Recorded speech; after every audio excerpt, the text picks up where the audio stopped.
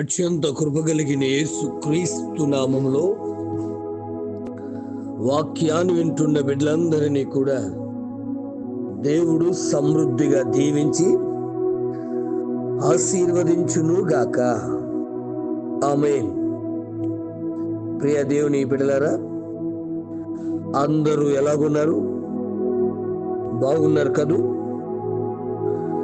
ఉదయం లేచి ప్రార్థన చేసుకున్నారా? పరిశుద్ధ గ్రంథాన్ని చదివి ధ్యానించారా? కుటుంబ ఆరాధన చేసుకున్నారా? ఇంకా చేసుకోలేదా? త్వరగా లేవండి. త్వరగా ఈ కార్యక్రమాలు చేస్తూ తర్వాతే మీరు ఏ పనైనా జరిగించండి అన్నట్టు. ఆదివారం దయచేసి ఎక్కువ పనులు పెట్టుకోకుండా ఆరాధనకు ముందుగానే వెళ్ళండి. 10:30కి ఆరాధన అంటే మినిమం 10:15 కల్లా అక్కడ ఉండాలని గుర్తెట్టుకోండి దయచేసి.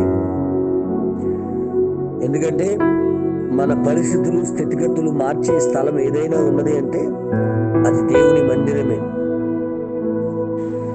మరి 24 గంటల ప్రార్థన కూటాన్ని దేవుడు ఎంతగానో జయకరంగా జరిగించారు. అనేక మంది మరి మీ ఇళ్ళ దగ్గర ఉండి ఆన్లైన్లో మాతో కలిసి ప్రార్థించారని నమ్ముతున్నాను. అందును బట్టి స్తోత్రాలు. అనేక మంది ప్రార్థన విన్నపాలు పంపించారు. వారందరి కొరకు మేము ప్రార్థించాం అని చెప్పుటకు ఎంతగానో సంతోషిస్తున్నాం. మంచిది బిడ్డలారా, ఏదైనా సరే మన జీవితాల్లో మన దేవుడు బలమైన దేవుడు, గొప్ప దేవుడు, గొప్ప కార్యాలు చేయగల దేవుడు మన దేవుడు. మన పుట్టుక సామాన్యమైన ఉండొచ్చు, కానీ మన జీవితం ఒక హిస్టరీగా మారాలి. అబ్రహాం ఒక సామాన్యమైన ఇంట్లో పుట్టి ఉండొచ్చు. ఒక బొమ్మను తయారు చేసి అమ్మేవారి జీవితంలో కుటుంబంలో పుట్టి ఉండొచ్చు, కానీ అతని జీవితం ఒక చరిత్రగా మారిపోయింది. అర్థం చేసుకుందాం బిడ్డలారా. విశ్వాసులకు తండ్రిగా అనేక మంది మా తండ్రి అంటే మా తండ్రి అని మరి ఒక గొప్ప సాక్ష్యాన్ని పొందుకున్నాడు.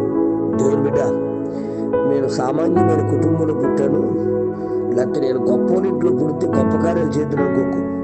చాలా మంది సామాన్యమైన గృహాల్లో పుట్టి వారు చరిత్రకారులుగా మారిపోయారు. నీ జన్మం ఒకవేళ ఏడుపు గుట్టుగా ఉండొచ్చు, బాధ పెట్టే విధంగా ఉండొచ్చు, కానీ నీ జీవితం అనేక మందికి సంతోషకరంగా మార్చబడాలి. ఎబ్బేజు జీవితం, ఆయన జన్మం చాలా వేదనతో, అతని వేదనతో కంటినని చెప్పి అతనికి ఎబేజు అని పేరు పెట్టిందట. నిజమే. కొన్ని మంది ఇళ్లలో, ఒరే నువ్వు పుట్టిన కాడి నుంచి మన కుటుంబం ఇలా తయారైందిరా, నువ్వు పుట్టిన దగ్గర నుంచి పనికి మళ్ళీ ఇలా తయారైందని తిడుతూ ఉంటారు. బాధపడకు బిడ్డ. దేవుడు నమ్మిన నిన్ను, ఏడుపు గుట్టు నీ బ్రతుకును, నీ జీవితాన్ని బహుతరములకు సంతోష కారణంగా మార్చడానికి ఇష్టపడుతున్నాడు. మొదటిది, నీ జన్మం సామాన్యమైనదిగా ఉండొచ్చు, కానీ నీ జీవితం ఒక చరిత్రగా మార్చగలిగిన దేవుడు మన దేవుడు. నీ జన్మం ఒక ఏడుపు గుట్టు బ్రతుకే ఉండొచ్చు.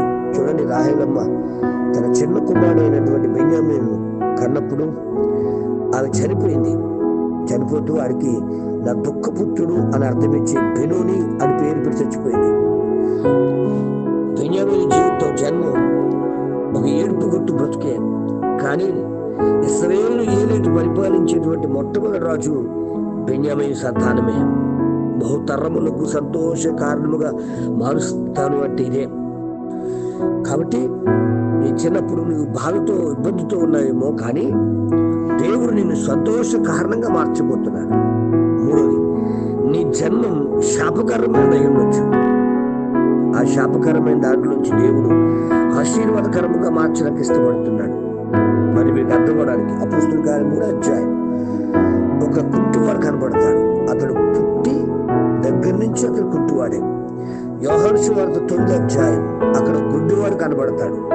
వయస్సుకు అడుగుతాడు, ప్రభువా వీడు గుడ్డివాడుగా పుట్టడానికి వీడు తప్పు చేశారా, వీళ్ళ అమ్మ నాన్న తప్పు చేశారా అని అడుగుతూ ఉంటారు.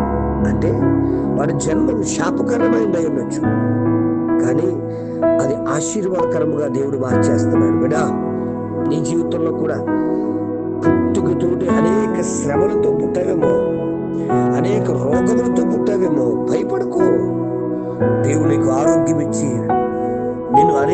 మందికి ఆశీర్వాదకరంగా మార్చేస్తున్నాడు. చూడండి దేవుని బిడ్డారా, మరి ఆ కుంటివాడు బాగుపడిన తర్వాత మందిరంలోకి వెళ్ళి గొంతులేస్తున్నాడు. అప్పుడు దాకా అతను ఉన్నది ఎక్కడంటే మందిరం వెలుపలై.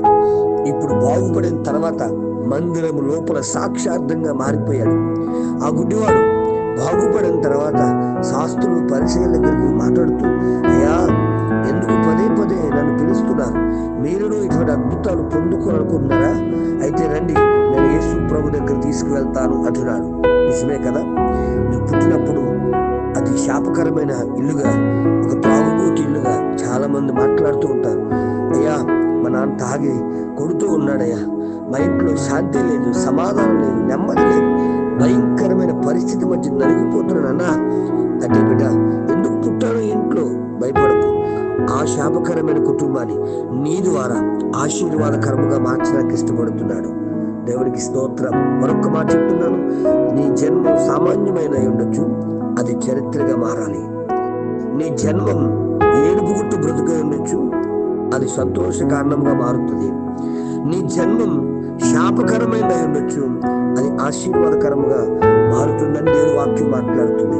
ఇంకొక మాట చెప్తున్నా, నీ జన్మం పనికిరానిదై ఉండొచ్చు. విజయుడు పనికిరాని బ్రతుకుతున్నాడు, దొంగసాటుగా గోధుమల దుల్లగొట్టుకుంటున్నాడు. నా దేవుడు ఆ పనికిరాని బ్రతుకును నిజాలు చేతిలో నుంచి విడిపించగలిగిన శక్తివంతుడుగా మారిపోయింది. ఎస్, మరి ఆ ప్రభువును నమ్మిన నీవు ఆయన దగ్గరకు వచ్చి, యేసయ్యా నా జీవితం కూడా ఇలాగ ఏడుపోటు బ్రతుకునైనా సంతోష కారణంగా మార్చు, నా జీవితంనైనా శాపకరమైన బ్రతుకు అనుభవిస్తున్నా ఆశీర్వాదకరముగా మార్చునైనా, నా జీవితంనైనా ఏ సామాన్యమైనదయ్యా, ఓ చరిత్ర సృష్టించేవాడుగా నన్ను అభిషేకించునైనా అని ప్రార్థించగలిగితే, దేవుని మందిరములో గడపగలిగితే దేవుడిని పరిపూర్ణంగా ఆశీర్వదిస్తాడు. అటువంటి కృప దైవ సహాయము దేవుడు మనకు అనుగ్రహించును గాక.